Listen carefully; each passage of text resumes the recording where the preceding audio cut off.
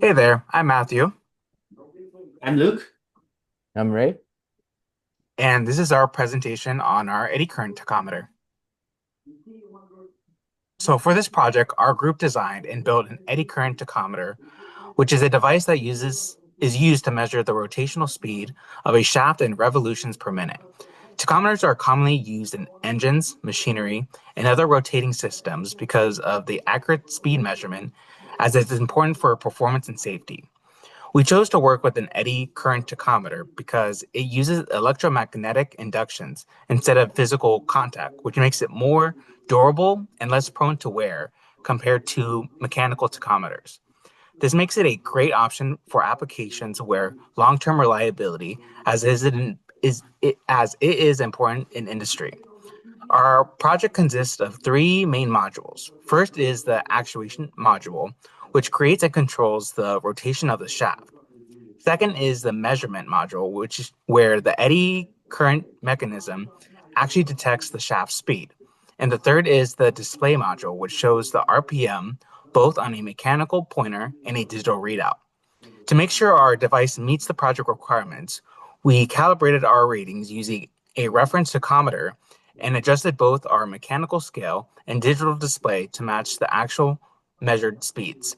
So overall, the goal of this project is to demonstrate a functional, accurate tachometer that uses real engineering principles, specifically electromagnetic induction, to measure rotational speed.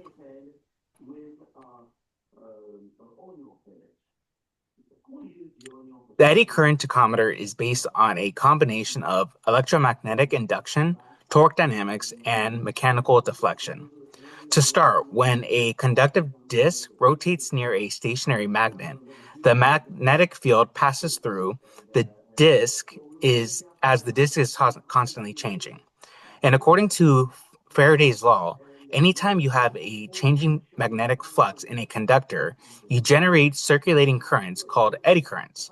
These currents form loops inside the disk and move in such a way that they try to oppose the change that created them. This brings in the Lenz law, which tells us that the magnetic field generated by those eddy currents always opposes the motion of the disk. So as the disk rotates faster, the eddy currents become stronger, and the opposing magnetic field becomes stronger as well. The result is a drag force that resists the rotation of the disk. In the tachometer, we take advantage of this drag torque. The induced torque is transferred into a lightweight aluminum cup or rotor that is linked to a pointer mechanism through a spindle and a torsion spring. At low speeds, the drag torque is small, so the spring keeps the pointer close to zero. But as the rotational speed increases, the drag torque increases almost linearly, causing a proportional deflection against the spring. That detection is what you see on the mechanical pointer.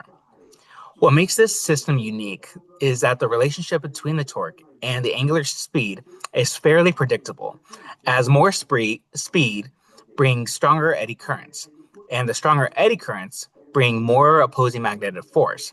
And with that opposing force, it causes a greater pointer deflection. So the pointer angle becomes a direct analog representation of the RPM. There are also a few practical considerations. For example, the material of the rotating disc matters. A non-magnetic but conductive material like aluminum works best, as it allows strong eddy currents to form. The strength of the magnet is also affects the sensitivity. Too strong and the system becomes stiff, but too weak and you lose revolution. Another important factor is that the response is not perfectly linear across all speeds. That is why calibration is essential. By comparing our output to a known reference like a laser tachometer, we create a linear correction curve that aligns our mechanical and digital readings with the actual RPM values. So overall, the theory combines electromagnetic induction, torque response, and mechanical measurement to produce a smooth, reliable, and non-contact way of measuring rotational speed. Moving over to our next slide here, I want to describe kind of our design of the experiment that we went ahead and moved forward with. So for our initial concept of our eddy current tachometer, we had a very simple layout where we were trying to minimize the materials needed, the materials required for our project. We were trying to keep this, like I said, small and relatively low cost. So one of the things that we utilized was a shaft with magnets that were facing outward of the shaft, and the where all the poles were facing outward. And then we had the aluminum can of sorts that would be around the magnets that were spinning. And then, as you can see over here on the right side of our image, we have the final concept of our eddy current tachometer. And now, up next, I would like to show the bill of materials where we stayed under budget at $62.49, fairly cheap for our system as a whole. And then going over to our first demonstration video that we have here for you, we kind of demonstrate how we were doing some of the coding, so that way we can show the angle and how it references and relates over to the RPM of our tachometer. So moving over to our next slide, I'd like to hand it off to Ray so that way he can describe the calibration. Okay, so calibration process. First, I want to present a video of our calibration.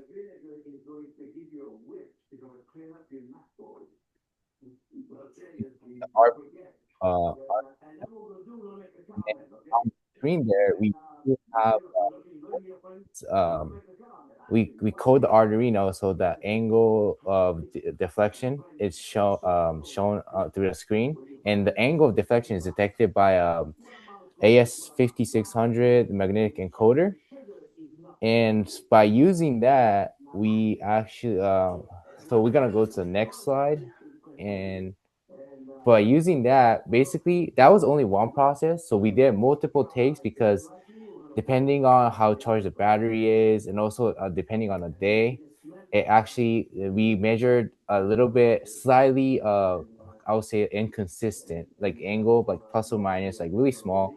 So after incorporating all that uncertainties, we did come up with like so we 4 points that we based our curve off. So first one was at 0 RPM, our magnetic encoder read 15.2 degrees and average.